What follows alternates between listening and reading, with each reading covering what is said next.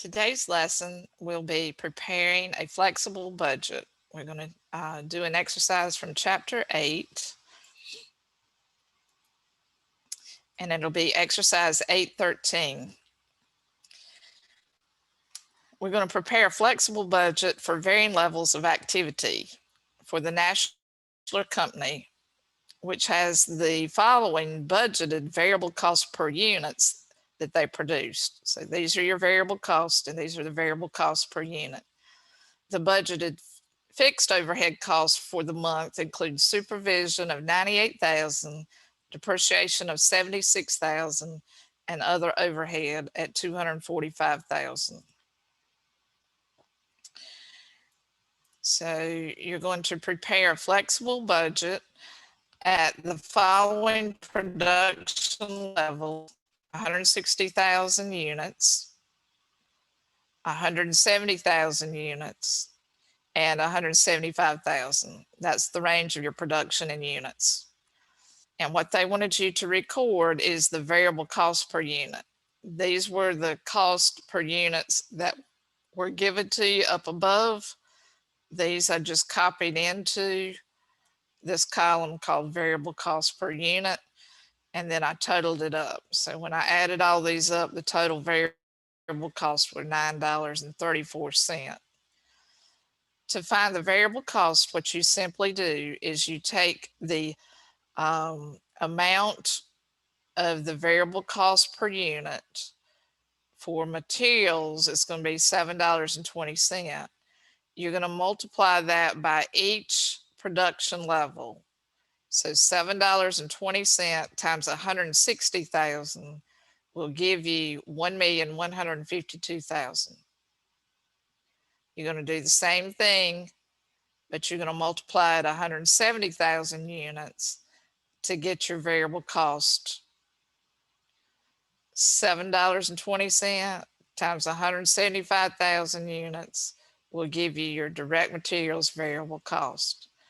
You do this the same way, multiply your variable cost per unit times your range of production in units, and that will give you each one of the cost.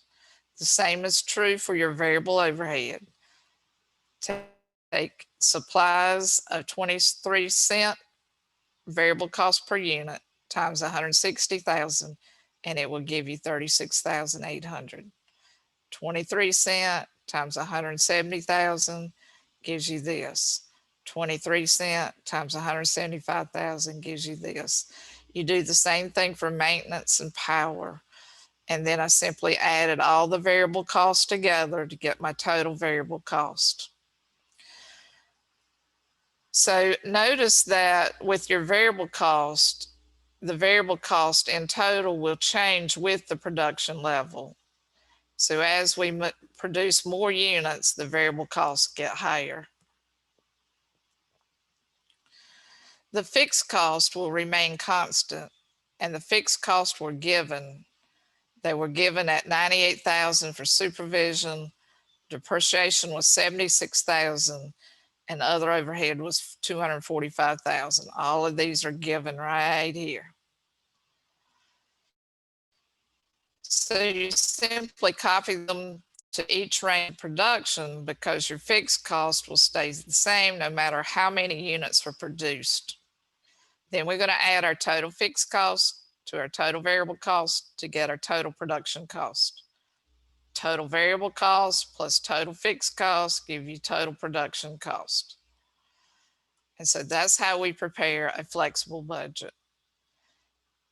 In part 2, they want you to calculate the per unit total product cost for each of the production levels.